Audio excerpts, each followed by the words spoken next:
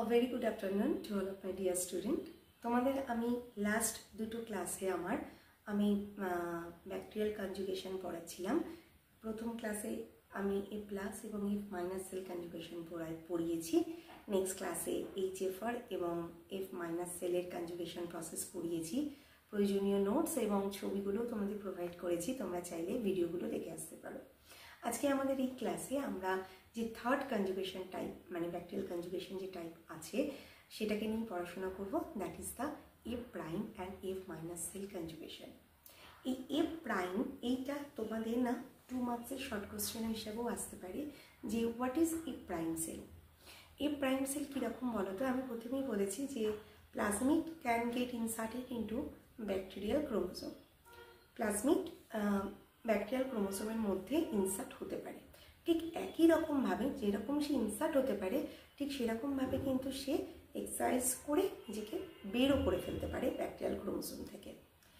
এই যখন ব্যাকটেরিয়ার এইরকম এ প্লাজমিড নিজেকে ব্যাকটেরিয়াল ক্রোমোসোমের ভেতরে ইনসার্ট করানোর পর যখন ইনকারেক্ট ভাবে যখন এই ক্রোমোসোম থেকে যখন বেরিয়ে আসে তখন দেখা যায় এই এ প্লাজমিডের সাথে কিছু ব্যাকটেরিয়াল ক্রোমোসোমের পোর্শনও এ প্লাজমিডের মানে নিয়ার বাই সাইটে যে ব্যাকটেরিয়াল ক্রোমোসোম থাকে সেই অংশটাও কিন্তু এই এ প্লাজমিডের সাথে এক্সারসাইজ করে বেরিয়ে চলে আসে, কেটে চলে আসে। এই যে নতুন যে সেলটা তৈরি হলো যেখানে ব্যাকটেরিয়াল ক্রোমোসোমের সাথে আরেকটি নতুন ধরনের এ প্লাজমিড যার ভিতরে কিনা ব্যাকটেরিয়াল ক্রোমোসোমের অংশও আছে, এই সেলটাকেই বলা হয় এফ প্রাইম সেল। এই এফ প্রাইম সেলের ব্যাপারটা কীরকম বলো তো, এদের রিকম্বিনেশন প্রসেসটাও ভীষণ হাই এবং এই এফ প্লাজমিড মানে যেটার মধ্যে ব্যাকটেরিয়াল ক্রোমোসোমও ইনসার্টেড আছে এইটাকে ট্রান্সফার করার রেটটাও কিন্তু ভীষণভাবে হাই। যেমন আমরা এইচএফআর এর ক্ষেত্রে দেখেছিলাম যে recombination is high but transfer of F plasmid মানে whole F plasmid is very low. But in case of this F prime and F minus cell conjugation, both the recombination process is high and transfer of this F plasmid is also very high. So, তোমরা ছবিতে দেখতেই পাচ্ছ after the end of this process মানে F prime এবং F minus cell এর conjugation এর পরে দুটো সেলই কিন্তু F prime হয়ে যায়।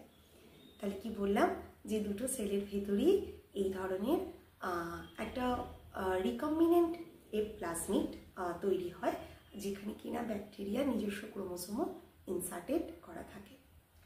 এটা গেল আমাদের এফ প্রাইম এবং এফ মাইনাস সেল কনজুগেশন।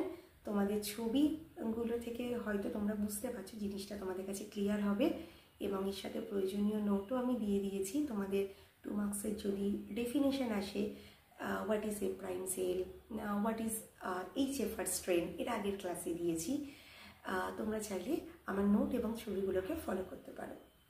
আর একটা জিনিস তোমাদেরকে বলবো, এই যে কনজুগেশন প্রসেস থেকে না আরও দুটো শর্ট কোশ্চেন আমি প্রায় দেখেছি আসে, পরীক্ষাতে আসে বলো কিংবা ভাইভা ভয়েসে ম্যামরা স্যাররা আস্ক করতে পারে তোমাদের।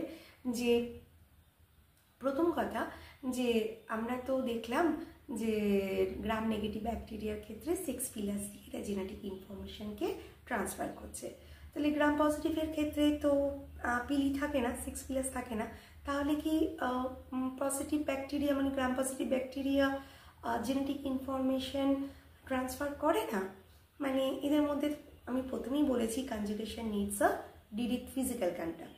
তাহলে এদের মধ্যে তাহলে কোনো রকম ফিজিক্যাল কন্ট্যাক্ট হওয়ার সুযোগ নেই না।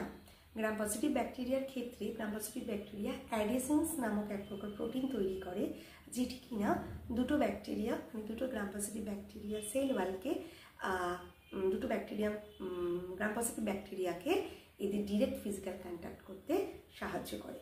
তাহলে এটা একটা তোমাদের কনফিউশন ক্লিয়ার করার জন্য বললাম। আর একটা শর্ট কোশ্চেন আসে এখান থেকে, হোয়াট ইজ প্রমিসকাস প্লাজমিড। তোমরা প্রায় দেখবে 2 মার্কসের আসে এই প্রমিসকাস প্লাজমিডটা। এই প্রমিসকাস প্লাজমিড কি বলো তো, অ্যাকচুয়ালি যে আমি বারবার বলছি না যে এ প্লাজমিড একটা ব্যাকটেরিয়াম থেকে আরেকটা ব্যাকটেরিয়ামে ট্রান্সফার করছে donor cell to the recipient cell, but this transfer is না ভেরি স্ট্রিক্টলি ইন্ট্রাস্পেসিফিক। ঠিক আছে, মানে কোনো আনরিলেটেড স্পিসিসের ভেতরে কিন্তু প্লাজমিডের এইরকম ট্রান্সফার হয় না।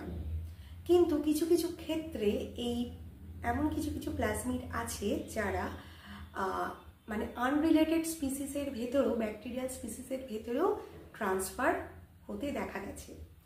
এই ধরনের প্লাজমিডকে বলা হয় প্রমিসকাস প্লাজমিড। তাহলে মানে এটাকে যদি আমরা ডেফিনেশন আকারে বলি, কি বলবো না, the plasmid which can transfer themselves between unrelated species of bacteria is known as the promiscuous plasmid. তোমাদের এই শর্ট কোশ্চেনগুলো আসে, তোমাদের আমি বলে দিলাম, ডিসকাস করে দিলাম। আশা করি তোমরা ছবি এবং নোটগুলো ফলো করলে তোমাদের কনফিউশনগুলো আরও অনেক ভালো করে ক্লিয়ার করতে পারবে। আর ব্যাকটেরিয়াল কনজুগেশন আমি এই 3টে ক্লাসে তোমাদের পড়ালাম। যদি তোমাদের এর বাইরেও আর কোনো রকম জিজ্ঞাসা থাকে আমাকে প্লিজ তোমরা কমেন্টে লেখো, আমি অবশ্যই তোমাদের উত্তর দেওয়ার চেষ্টা করব। তাহলে আজকে ক্লাসটা এতটুকুই রাখছি। Study well and have a nice day.